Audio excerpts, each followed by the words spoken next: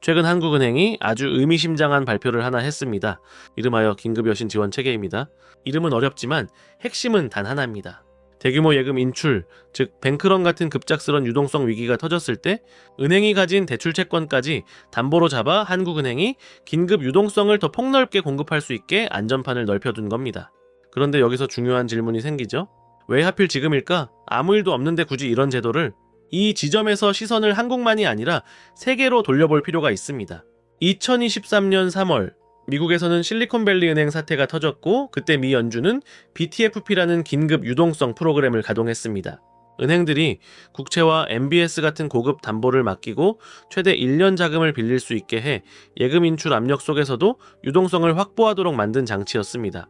물론 한국은행의 이번 체계와 미국의 BTFP는 담보 구성과 설계가 완전히 동일한 쌍둥이라고 하긴 어렵습니다.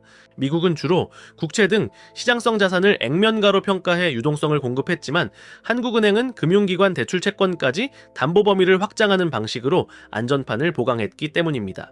다만 메시지는 매우 닮아 있습니다. 디지털 시대에는 소문이 번지는 속도와 자금이 빠져나가는 속도가 너무 빨라졌기 때문에 위기가 터진 뒤 수습이 아니라 위기 전 안전장치를 미리 깔아두는 쪽으로 중앙은행들이 움직이고 있다는 겁니다. 자, 그럼 진실은 어디에 있을까요? 한국은행의 긴급여신 지원체계는 정말 거대한 위기의 서막일까요? 아니면은 SVB 이후 전 세계가 학습한 디지털 금융 불안에 대비하는 글로벌 표준형 안전장치일까요? 이번 영상에서는 이 발표를 둘러싼 두 가지 시각을 끝까지 파고들어 우리가 놓치고 있는 진짜 위험과 진짜 의미를 낱낱이 파헤쳐 보겠습니다. 자, 그렇다면 한국은행은 왜 이 시점에 뱅크런이라는 단어까지 떠올리게 하는 강력한 제도를 내놓은 걸까요? 그 답을 찾기 위해 우리는 시간을 잠시 거슬러 2023년 3월에 미국으로 가봐야 합니다. 바로 전 세계 금융시장을 충격에 빠뜨렸던 실리콘밸리 은행 SVB 파산 사태입니다. 혹시 뱅크런 하면 어떤 장면이 떠오르시나요? 아마 흑백 영화에서처럼 성난 사람들이 은행 문을 두드리며 내 돈을 내놓으라고 소리치는 그런 혼란스러운 장면을 상상하실 겁니다. 실제로 과거의 뱅크런은 그랬습니다. 은행 앞에 길게 줄을 서야 했고 은행 영업시간에만 돈을 찾을 수 있었죠. 물리적인 시간과 공간의 제약이 있었던 겁니다. 하지만 SVB 사태는 완전히 달랐습니다. 그곳엔 줄을 선 사람도 고성을 지르는 사람도 없었습니다. 모든 것은 고요하고 신속하게 각자의 스마트폰 화면 속에서 일어났습니다. 그리고 그 결과는 훨씬 더 파괴적이었습니다. 도대체 무슨 일이 벌어진 걸까요? 데이터를 보면 그 공포가 더욱 선명해집니다. 2023년 3월 9일 단 하루 만에 SVB에서 인출을 요구한 예금액이 얼마인지 아십니까? 무려 420억 달러. 우리 돈으로 약 55조 원에 달하는 돈이었습니다. 은행 전체 예금의 거의 대부분이 24시간 만에 빠져나가겠다고 아우성을 친 겁니다. 결국 다음 날 SVB는 문을 닫아야 했습니다. 핵심 고객층의 예금 중 무려 85%가 하루아침에 사라지거나 이탈해버린 역사상 가장 빠른 파산이었습니다. 이게 어떻게 가능했을까요? 바로 디지털 때문입니다. 과거에 뱅크런이 됨에 생긴 작은 균열에서 물이 조금씩 새어나오는 것이었다면 SVB가 겪은 디지털 뱅크런은 댐의 수문 전체가 스마트폰 터치 한 번으로 동시에 열려버리는 것과 같았습니다. 이 무서운 속도에는 세 가지 배경이 있습니다. 첫째, 고객층의 특성입니다. SVB의 주 고객은 실리콘밸리의 테크 기업과 벤처 캐피탈이었습니다. 이들은 누구보다 디지털에 익숙하고 서로 긴밀하게 연결된 커뮤니티를 형성하고 있었죠. 둘째, 소셜미디어의 역할입니다. 은행이 위험하다는 소문이 트위터나 왓츠앱 같은 메신저를 통해 순식간에 퍼져나갔습니다. 유명 벤처 투자자가 지금 당장 SVB에서 돈을 빼라는 메시지를 보내자 수백 개의 기업들이 동시에 움직이기 시작했습니다. 정보의 확산 속도가 예금 인출 속도를 결정해버린 겁니다. 그리고 셋째, 가장 결정적인 것은 바로 모바일 뱅킹 그 자체였습니다. 더 이상 은행에 갈 필요도 컴퓨터를 켤 필요도 없었습니다. 불안감을 느낀 기업의 CEO들은 주머니 속 스마트폰을 꺼내 앱을 열고 단 몇 번의 터치만으로 수백 수천억 원의 자금을 다른 은행으로 옮겨버렸습니다. 물리적 마찰이 0에 가까워진 순간 은행의 방어벽은 아무런 의미가 없었습니다. 이것이 바로 한국은행이 이번 조치를 발표하며 금융의 디지털 전환 가속화라는 말을 굳이 언급한 이유입니다. SVB 사태는 더 이상 남의 나라 이야기가 아닙니다. 전 국민이 스마트폰으로 금융 거래를 하는 한국이야말로 디지털 뱅크런의 가장 취약한 구조를 가지고 있다라고 해도 과언이 아니죠. 자, 우리는 한국은행이 왜 디지털 뱅크런이라는 새로운 괴물에 맞서기 위해 강력한 안전장치를 만들었는지 그 배경을 살펴봤습니다. 하지만 여기서 진짜 중요한 질문이 남습니다. 왜 하필 지금일까요? 이 조치가 단순히 만일의 사태를 대비한 보험이라면 다행이지만 혹시 지금 한국 경제 내부의 작은 충격에도 쉽게 무너질 수 있는 약한 고리가 있다는 위험 신호는 아닐까요? 안타깝게도 데이터를 깊이 들여다보면 후자일 가능성이 점점 더 커 보입니다. 현재 한국 경제는 마치 세 방향에서 동시에 조여오는 압박에 시달리는 형국입니다. 바로 고환율, 고부채, 그리고 이 둘이 만들어내는 신용경색입니다. 자, 첫 번째 꼭지점부터 살펴보죠. 바로 살인적인 고환율입니다. 2025년 12월 현재 원달러 환율은 1480원 선을 위태롭게 넘나들고 있습니다. 미국과 한국의 금리 차가 워낙 크게 벌어지면서 시장의 달러 수요가 구조적으로 커져버렸다는 점입니다. 금리가 높은 쪽으로 자금이 몰리는 건 금융시장의 기본 원리입니다. 글로벌 투자자들은 더 높은 수익을 주는 미국 자산을 선호하게 되었고 자연스럽게 달러에 대한 수요가 빠르게 증가했습니다. 수요가 늘면 가격이 오르듯 달러 가격, 즉 환율은 상승할 수밖에 없는 구조가 된 겁니다. 결국 지금의 고환율은 단순한 환율 변동이 아니라 한국과 미국 사이의 금리 격차가 만들어낸 구조적 압력을 반영하고 있습니다. 자, 이제 두 번째 꼭지점으로 가보겠습니다. 바로 고부채입니다. 한국의 가계부채 문제, 정말 귀에 못이 박히도록 들으셨을 겁니다. 이게 왜 그렇게 위험할까요? 빚이 많은 사람을 한번 상상해보세요. 평소에는 그럭저럭 버틸 수 있습니다. 하지만 갑자기 이자가 2배, 3배로 뛰어오르면 어떻게 될까요? 버는 돈의 대부분을 이자 갚는 데 쏟아부어야 하고 결국 소비를 줄일 수밖에 없습니다. 지금 한국 경제가 바로 그런 상황입니다. 엄청난 무게의 부채라는 짐을 지고 가파른 금리 인상이라는 언덕을 오르고 있는 셈이죠. 한 발짝 떼기가 버겁고 언제 주저앉아도 이상하지 않은 상황입니다. 마지막 꼭지점 바로 신용경색입니다. 쉽게 말해 금융기관이 위험을 피하려고 돈줄을 죄는 현상입니다. PF 부실과 기업 부도 증가가 직접적인 원인입니다. 2022년 레고랜드 사태 이후 부동산 PF 시장의 부실 위험은 계속 커져왔고 건설사와 시행사 연쇄 부도는 금융기관을 더욱 보수적으로 만들었습니다. 여기에 2025년에서 2026년에 몰려있는 회사채, 만기벽, 비비비급 기업들의 조달 실패, 중소기업과 제조업 연체율 상승이 겹치면서 금융기관은 빌려줬다가 못 받으면 어떡하지? 라는 불안감에 대출과 회사채 투자를 빠르게 줄이고 있습니다. 자, 이제 그림이 좀 더 명확해지시나요? 밖으로는 달러가 계속 빠져나가 원화 가치가 떨어지고 안으로는 터지기 직전의 부채 폭탄을 안고 있으며 경제의 혈액인 돈의 흐름마저 막혀버린 상황. 이것이 바로 2025년 한국 경제가 마주한 위기입니다. 이런 살얼음판 같은 상황에서 만약 SVB 사태와 같은 디지털 금융 충격이 덮친다면 어떻게 될까요? 아마 다른 어느 나라보다 더 빠르고 치명적인 연쇄 반응이 일어날 수 있습니다. 그런데 정말 아이러니하게도 이 위태로운 한국 경제에 아주 작은 숨구멍을 틔워주는 소식이 저 멀리 태평양 건너에서 들려오고 있습니다. 놀랍게도 그건 바로 세계 최강대국 미국의 경기가 조금씩 식어가고 있다는 신호입니다. 이게 도대체 무슨 말일까요? 미국의 경기가 나빠진다는데 왜 우리에게 숨통이 트인다는 걸까요? 이건 마치 옆집에 불이 났는데 그 덕분에 우리 집 난방비가 절약된다는 말처럼 들리지 않으세요? 이 역설적인 상황을 이해하려면 우리는 한국은행과 미국 연준의 관계를 봐야 합니다. 지난 몇 년간 한국은행을 가장 괴롭혔던 문제는 바로 미국 연준의 공격적인 금리 인상이었습니다. 미국이 금리를 계속 올리니 달러는 강해지고 원화 가치는 떨어졌죠? 이걸 막으려면 우리도 금리를 따라 올려야 하는데 그러자니 가계부채가 터질 것 같아 이러지도 저러지도 못하는 딜레마에 빠져 있었던 겁니다. 그런데 미국 경기가 둔화되기 시작하면 이야기가 달라집니다. 작동 방식은 이렇습니다. 첫째, 미국 경기가 식으면은 소비가 줄고 물가 상승 압력이 약해집니다. 둘째, 물가가 잡히면 미국 연준은 더 이상 금리를 올릴 명분이 사라집니다. 오히려 경기를 살리기 위해 금리를 내릴 준비를 하겠죠. 셋째, 미국이 금리 인상을 멈추거나 내리면 한국은행은 드디어 한숨 돌릴 수 있게 됩니다. 무리하게 금리를 올려 가계부채를 터뜨릴 위험을 감수하지 않아도 되는 귀중한 시간을 벌게 되는 겁니다. 실제로 데이터를 보면은 그 신호는 명확합니다. 2025년 11월 미국의 제조업 경기를 보여주는 가장 중요한 지표 중 하나인 ISM 제조업 지수는 48.1을 기록했습니다. 이 지수는 50을 기준으로 그보다 높으면 경기 확장, 낮으면 경기 위축을 의미하는데요. 여전히 위축 국면에서 벗어나지 못하고 있다는 뜻입니다. 바로 이것이 지금 한국 경제가 누리는 역설적인 희망의 정체입니다. 미국의 기침소리가 들려오니 금리 인상이라는 목줄을 당기고 있던 미국 연준의 손에 힘이 풀리고 그 덕분에 우리가 잠시 숨을 고를 여유를 얻게 된 셈이죠. 하지만 여러분, 이건 어디까지나 순간적인 다행일 뿐입니다. 미국이 기침을 하면 한국은 독감에 걸린다는 오래된 격언이 있습니다. 지금 우리는 미국의 기침소리에 안도하고 있지만 만약 이 기침이 단순한 감기가 아니라 심각한 폐렴의 시작이라면 어떻게 될까요? 여기서부터가 바로 숨겨진 위협의 영역입니다.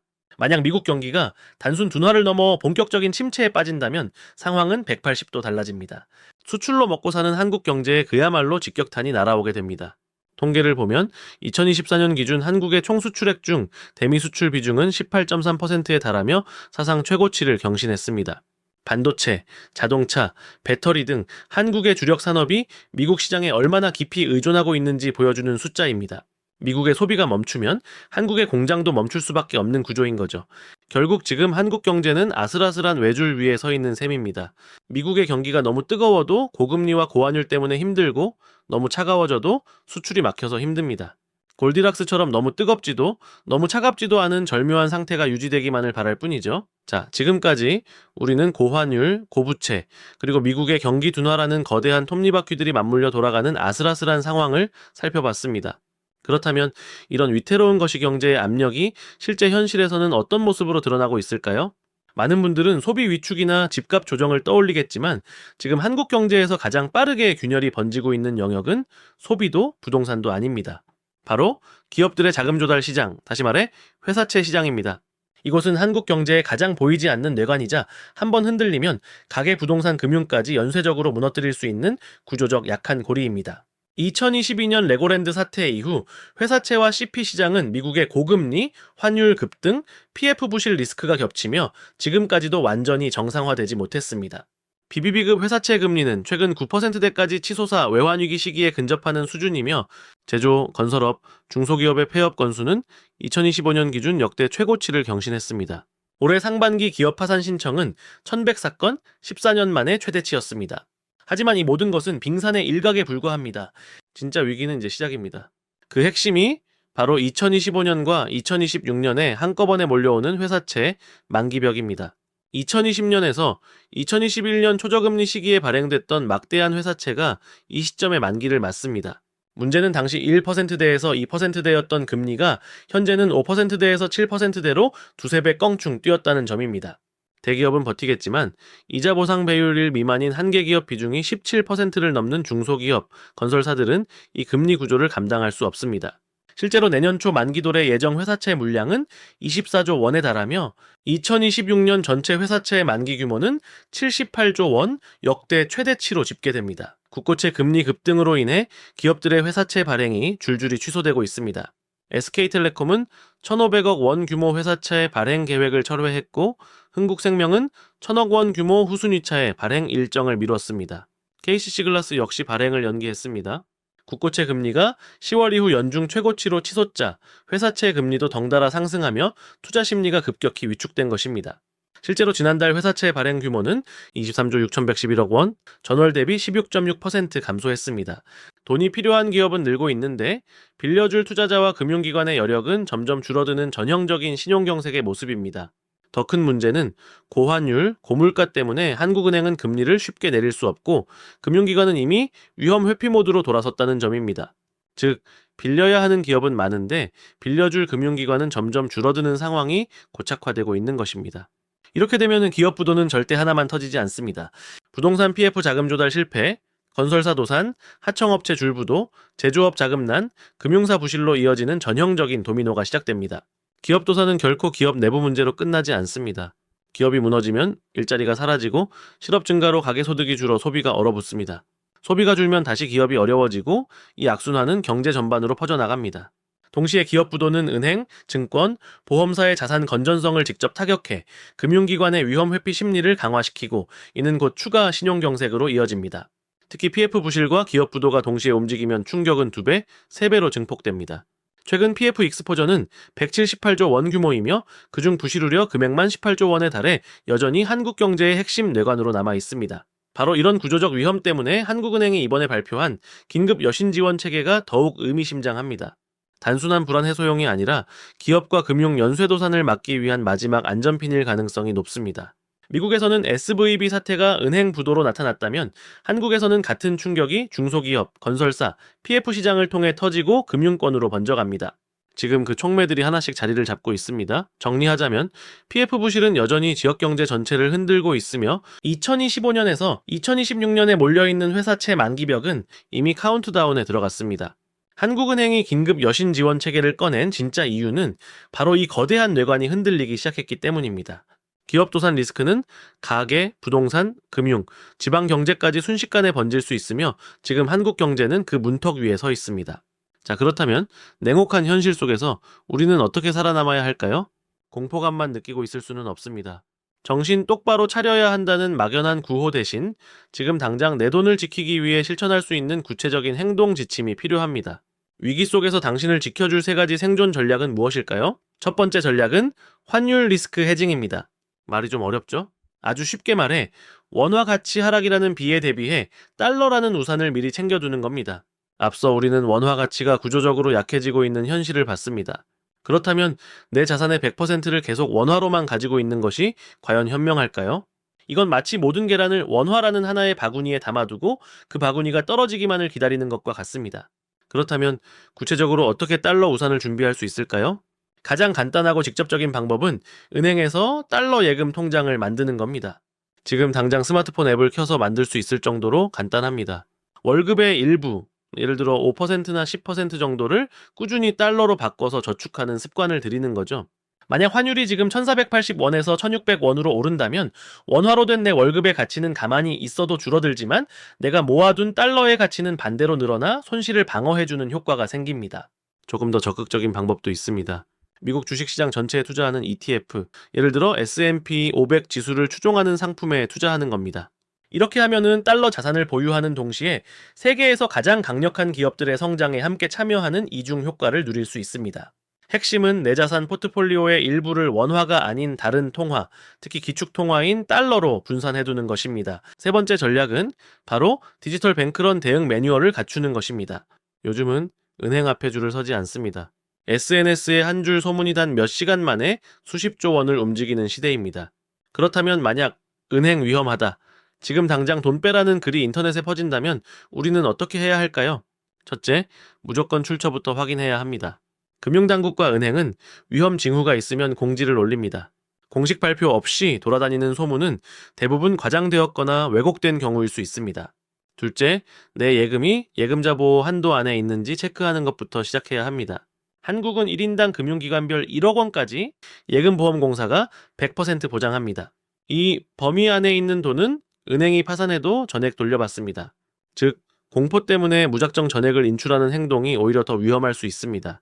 셋째, 전액 인출 대신 분산 전략을 사용해야 합니다.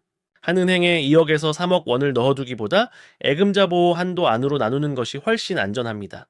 분산만 해도 뱅크런 상황에서 받을 충격이 크게 줄어듭니다. 뱅크런은 공포 때문에 커집니다. 그러나 대응 매뉴얼을 갖추고 있다면 남들이 혼란에 휩싸일 때 오히려 가장 차분하게 움직일 수 있습니다. 준비된 사람에게 위기는 훨씬 더 작게 다가옵니다. 이제 우리는 위기의 실체를 알았고 그에 맞설 구체적인 무기도 손에 쥐었습니다. 한국 경제의 위기는 IMF 외환 위기처럼 어느 날 갑자기 찾아오는 것이 아닙니다.